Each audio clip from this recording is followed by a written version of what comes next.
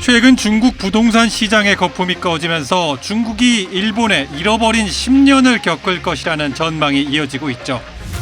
이에 대해 영국 이코노미스트가 중국은 잃어버린 10년을 맞이할 것인가 라는 제목의 기사를 전했습니다.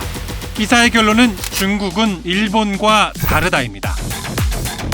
시진핑 주석이 중국 경제 위기를 20분 안에 해결할 수 있다는 전문가 분석까지 나왔습니다.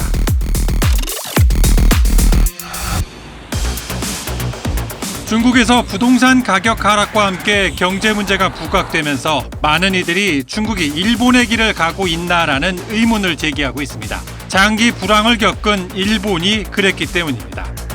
1990년대 일본에선 중국과 비슷한 거품 경제가 있었습니다. 주식과 부동산 가격이 폭락하면서 일본 경제는 긴 디플레이션 기간에 진입했습니다.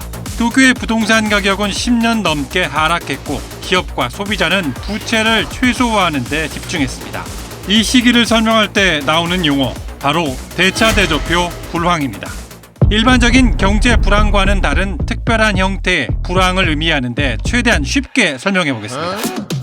흔히 거품이 꺼지면 자산 가격이 급락합니다. 대차대조표상 자산 하락은 자본과 연동됩니다. 하지만 부채는 그대로 유지됩니다. 최악의 경우 부채가 자산 가치보다 많아질 수 있습니다. 이런 상황에서 기업이나 가게는 신규 투자나 지출을 줄입니다. 대신 기존 부채를 청산하기 위해 현금을 저장하려고 합니다. 미래가 불안하기 때문이겠죠. 이때 중앙은행은 시장의 금리 인하와 같은 금융 정책으로 유동성 확대, 즉 돈을 풀겠다는 신호를 보냅니다. 돈이 돌아야 경제가 살기 때문입니다. 하지만 기업이나 가게는 부채 청산에 집중하기 때문에 돈을 빌려 신규 투자나 지출을 확대하지 않습니다. 기업과 가게가 부채 청산에 집중하면 시장 경제의 기본인 생산과 소비 활동이 급감하고 이는 장기간 경제 둔화로 이어집니다.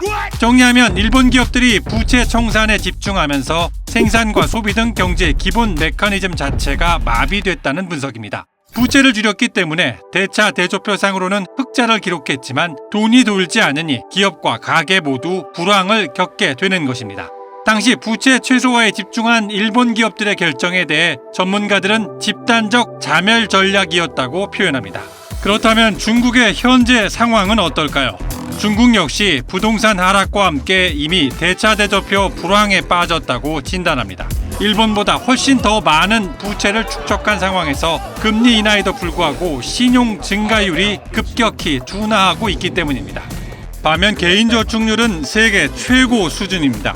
은행에 개인이 저축한 돈이 쌓여도 기업은 이 돈을 빌려 투자하지 않습니다. 미래에 대한 불안으로 소비자들이 너무 많이 저축할수록 오히려 경제가 침체되는 이른바 절약의 역설입니다.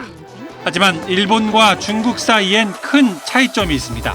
우선 중국 기업이 부담하는 부채 대부분은 국유기업 몫이라는 점에서 일본의 불황과는 다르다는 분석이 나옵니다. 국유기업의 특성상 중국 정부에서 결정만 하면 국유은행의 자금 지원을 지속해서 받아 언제든 투자할 수 있기 때문입니다. 여기에 국유기업과 지방정부의 부채를 제외하면 중국의 가계부채는 자산에 비해 상대적으로 낮은 수준이라는 평가를 받고 있습니다. 특히 일본 기업들이 부채 최소화에 주력했던 것과는 대조적으로 중국 기업들은 계속해서 신용자금을 요구하고 이익 극대화를 추구하고 있습니다. 이는 긍정적으로 해석됩니다. 중국 기업들은 일본을 잃어버린 10년으로 몰고 갔던 집단적인 자멸 전략, 즉 부채 최소화로의 전환을 하지 않았다. 일본 기업들이 부채를 감소시키는 데만 중점을 둔 반면 사실상 정부 통제를 받는 중국 기업들은 국가의 지원 아래 기본적인 생산 활동을 계속 진행하고 있습니다. 특히 광물, 2차 전지 등 미래산업 부분에서의 압도적 지배력과 전기차 판매의 성장세 등은 중국의 미래에 긍정 신호를 보내고 있습니다. 만약 중국 정부가 재정 건전성을 유지하면서 일정 수준의 재정 적자를 감수할 의지가 있다면 일본의 장기 불황과 같은 위기를 피할 수 있을 것으로 보입니다. 결국 중국의 경제 운명은 공산당의 의지에 달려있다, 이렇게 정리할 수 있습니다. 그리고 그 결정의 핵심 권한을 쥐고 있는 사람은 다름 아닌 시진핑 주석입니다. 시진핑 주석이 단 20분 만에 현 경제 위기를 해결할 수 있다는 분석이 제기되는 것은 바로 이 때문입니다.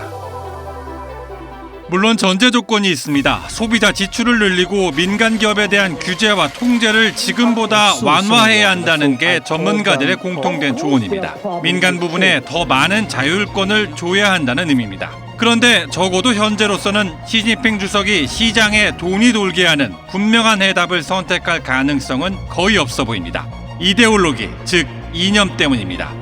중국 지도부, 그러니까 시진핑 주석은 개인과 민간 기업에게 더 많은 소비를 할 수 있는 능력 또는 자유를 주면 당의 통제력이 약해진다고 생각합니다.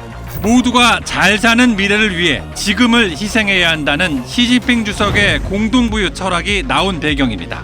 비슷한 맥락에서 공적 자금 투입 등과 같은 사회 안전망 역시 노동 윤리를 오염시킬 수 있다고 강조합니다. 성장세가 둔화되는 가운데서도 시 주석이 서방의 위협에 대비한 국가 안보를 강화하는 이유이기도 합니다. 더 나아가 지금의 경제 위기 역시 시진핑 주석의 선택에 따른 결과로 볼 수 있습니다. 많은 전문가들의 지적대로 중국의 경제 문제는 20년 이상 주요 성장 동력이었던 부동산 부분의 몰락이 핵심 원인입니다. 엄청난 부채를 쌓아온 부동산 개발업자들에 대해 시진핑 주석이 과도한 차입을 단속했기 때문입니다. 이제 부동산 위기가 경제 전반에 부정적 영향을 주면서 중국 당국은 주택 판매에 대한 규제를 완화하고 있습니다. 규제 완화 역시 시진핑 주석의 선택입니다. 위기의 원인도 위기의 해법도 모두 시진핑 주석의 선택에서 나온 겁니다.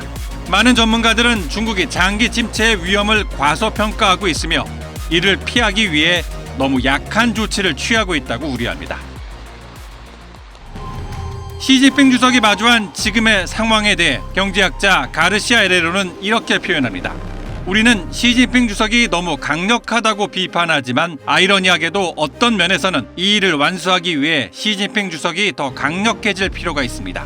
중국의 미래는 시진핑 주석의 선택에 달려 있으며 이념보다 현실을 바라보며 경제 위기를 타개하는 지혜를 발휘해야 할 때라는 의미로 해석됩니다. 노벨 경제학상 수상자 폴 크루그먼 교수의 뉴욕타임스 칼럼 중국은 왜 이토록 공경에 처했나의 마지막 문장으로 마치겠습니다.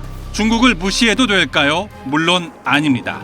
중국은 진정한 초강대국이며 스스로를 바로잡을 수 있는 막대한 역량을 갖추고 있습니다. 조만간 중국은 정책 대응을 저해야 하는 편견을 극복할 수 있을 것입니다. 하지만 앞으로 몇 년은 꽤 추악할 수도 있습니다.